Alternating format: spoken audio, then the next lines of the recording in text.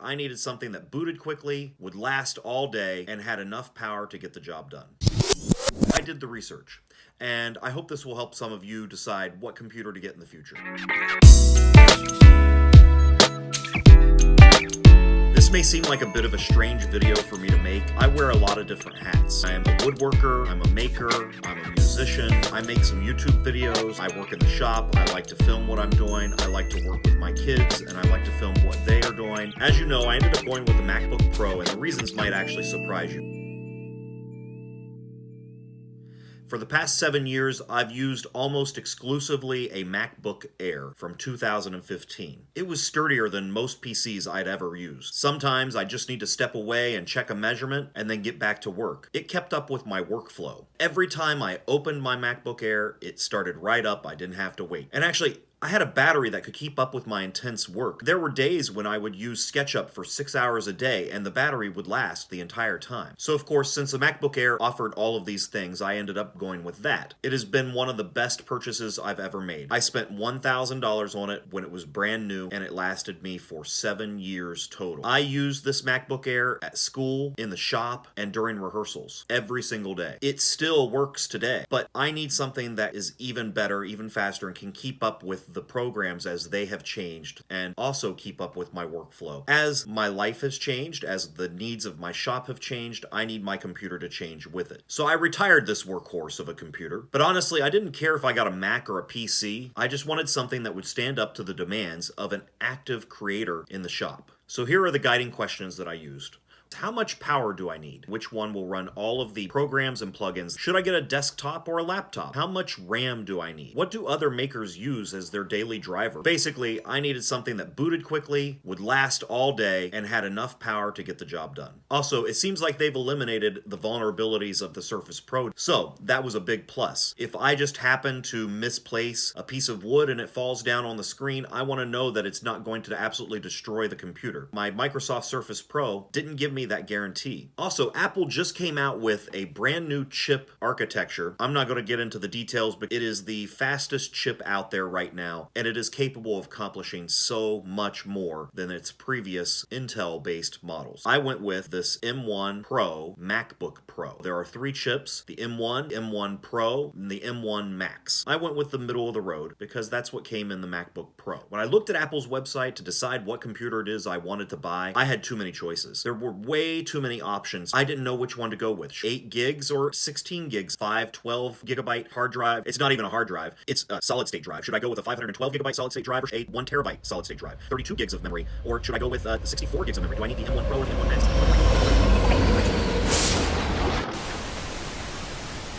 There were just too many options. I went through the process of listening to everybody out there, reading every article out there. Here are the reasons I went with the MacBook Pro. First of all, I went with a MacBook Pro 16-inch. There are 2 options, the 14-inch and the 16-inch. I went with the 16-inch because I wanted more screen space and my eyes are a little bad. It worked for me. Yeah, it costs a little bit more, but I'm going to be looking at the screen every single day. I wanted a computer that I didn't mind looking at and that actually helped me get things done. So I don't have to glare at my screen or squint or get too close to my screen in order to figure out what's going on. Besides that, the MacBook Pro has one of the best resolutions for a screen of any PC or MacBook on the market. So if I ever did decide that I really wanted to do this full time and, be a full-time YouTuber, maybe that would matter to me. More than anything, I just needed a big screen for my bad eyes. Quite honestly, I didn't expect to like this keyboard as much as I do. All right, so check out this keyboard. It types so nicely. I came off of the MacBook Air. It had a fine keyboard. It always worked. It still works. But when I typed on this computer for the first time, I was blown away. Can't really say that I feel that way about very many things. How can typing on a keyboard blow you away? I don't know. Something about the tactile response is really awesome, and I'll take typing on this any day. Okay, so since I had the MacBook Air before this, I skipped the generation of MacBooks where they actually eliminated ports. I've read so many articles about how upset people were about the elimination of ports on the previous model MacBooks, and I'm really glad to say that they brought back the ports because that really would have been a deal breaker for me. I like to be able to work off of SD cards, iPhone, and AirDrop AirDrop, an external hard drive, and other things all at the same time. Eliminating ports, I wouldn't have been able to do that. So I'm glad they brought them back. This model has 3 USB-C ports, an SD card reader, an HDMI port for a monitor, and it also has the MagSafe switch. You can charge from the USB-C port or from the MagSafe cord. And who really wants to mess with dongles anyway? And what is a dongle? The next thing is the trackpad. It is extremely responsive. It notices when I use multiple finger gestures, and it gets the job done really quickly. In fact, on some things, I prefer to use the trackpad versus a mouse. I love to use a mouse on SketchUp, but when I'm editing video, a trackpad actually works just fine for me. When I'm typing things or writing scripts, or if I'm writing things for school, I don't want to have to move my hand back and forth from the keyboard to the mouse to the keyboard to the mouse while I'm editing a script. That just takes too much time. I prefer to use the trackpad since it's right there next to my hand. The last thing about this trackpad, it is gigantic. I mean, huge. It takes up maybe half to a third of the keyboard space. It's huge. The Bluetooth on this is great. It allows me to connect my mouse, my headphones, and an external keyboard with no problem at all. So like I said, there are 2 different versions of the MacBook Pro, the 14-inch and the 16-inch.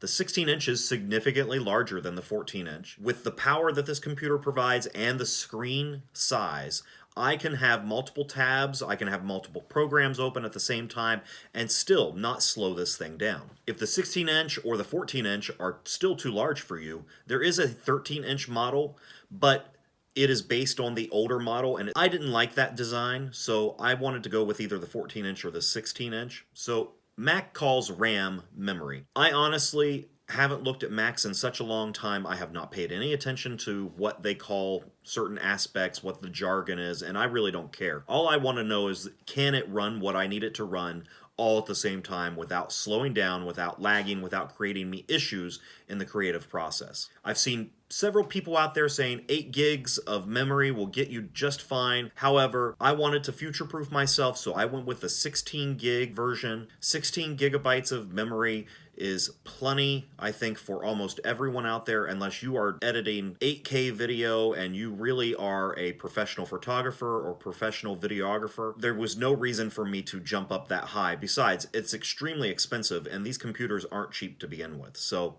I went with a 16 gig version, and so far it has done amazingly well. No slowdowns at all. Originally, I had opted for the 512 gigabyte SSD or solid state drive, and then I called around and I found out that they have the 1 terabyte models at our local store. I just decided I'd spring for the extra 500 gigabytes and get a 1 terabyte SSD as opposed to the 512 gigabyte. And I won't be sorry that I went with the 1 terabyte versus the 500. I know by selecting the 1 terabyte drive that I will have less of a risk of actually running out of space, which I had done on my MacBook Air, which only has 120 gigabytes of memory. So going from 120 gigabytes of SSD to 1 terabyte of SSD, I don't see any way that I fill this up anytime soon. Besides, I do most of my work on an external hard drive anyway.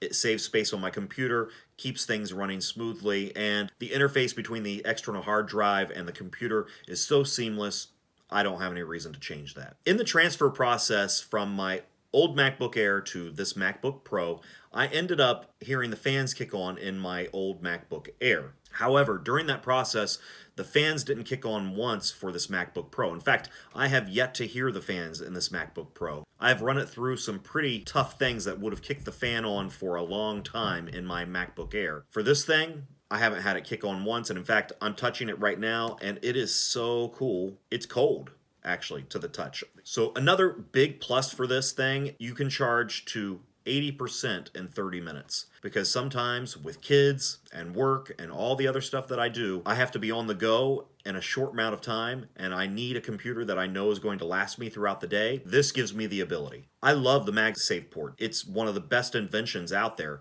because it's kept my computer from falling off a table so many times. I like being able to transfer files from my computer to my phone and my phone to my computer. I use AirDrop almost every single day to move files from place to place. If I'm taking the video like I'm taking right now, I'm going to actually transfer this video into my computer via AirDrop. But let's talk the reality. The reality is we don't always have the money to continually update and upgrade our computers. If it's not reliable for me, then I need to go with something else. I had my previous MacBook Air for 7 years. I had my previous MacBook for 10 years. I didn't have to do anything to those. They were constantly updated when they needed to be, and they ran well even up until the day I got rid of them. I just want to know that whatever I'm buying is going to last me as long as those did. Price is a big deal with buying a Mac, but what you get is quality, durability, and some safety when it comes to future proofing. All I need to worry about is making sure that I'm getting the work done that I've got to get done here in the shop. There are other options if you aren't interested in having an Apple product, and that's fine. I know several people who don't like the Macs or the MacBooks for a variety of reasons.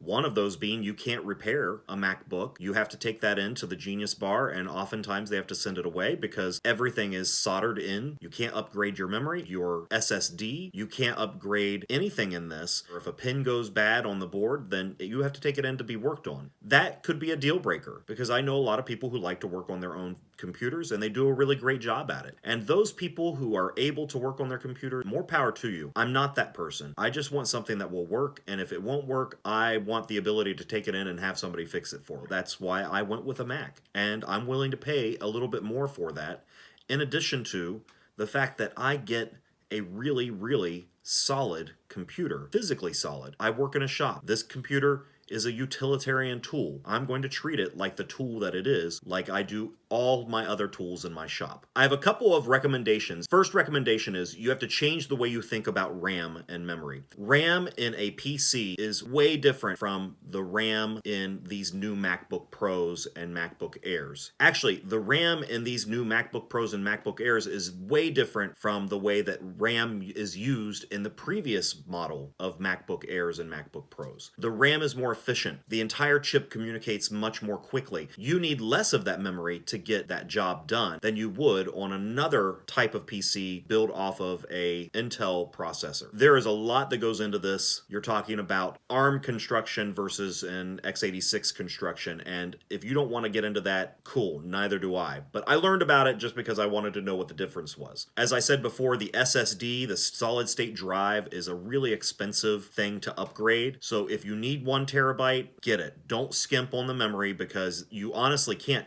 replace it. There's no getting more memory. You would have to go with an external hard drive. So get what you need now, anticipate your needs in the future, and go with it. So this MacBook Pro 16-inch is a real workhorse. It's amazing. It packs a real punch, and I love working with it. It's fast, it's responsive, it looks amazing. I can't even tell you how nice it is to be able to edit video as quickly as I'm able to on this.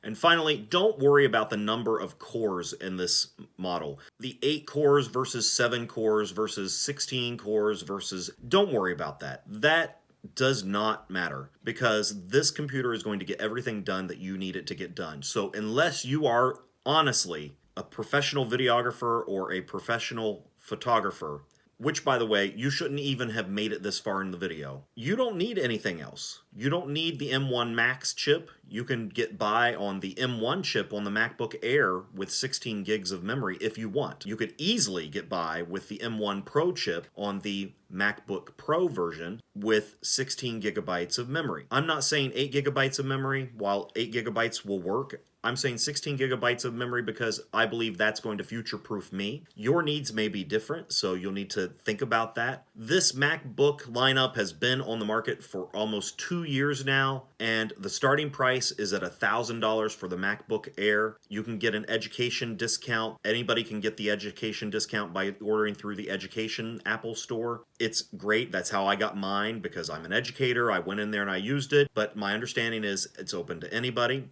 But you're going to pay for the quality, and as you move up in models, it's going to cost additional money. So you might want to do some price comparisons for the things that you need, but I would start with the things that you need and don't worry about the price up front. Figure out what it is that you need first, and then go from there. Once you know what you need, then you can plan accordingly when it comes to price. Or you can determine what it is you want to give up in order to meet whatever that price is that you're willing to pay. So these M1 chips are the best on the market. There isn't a $1,000 computer out there that runs as quickly as these M1 chips do. The nearest competitor is many thousands of dollars compared to these computers. So take that for what you will, but this was the best option for my shop. Maybe it'll be the best option for yours. There are other machines out there that are durable, that are efficient, that have sufficient power, and can have the battery life that you need, but very rarely can you find that in the same machine. Of course, this is just my opinion. I would encourage you to take a look for yourself. Go into the Apple Store and try them out. Or just leave me a message on here and ask me questions. I hope this helps you. I hope you continue to make and be creative. And if you have any questions, please leave a comment below. I always read your comments, and I'm happy to answer any questions. This was a weird one to do. All right, so my favorite thing, check this out. Like I said, I always work in the shop, and I love it when I open up my computer and it just starts right up. There it is. And check this out. I can use just my finger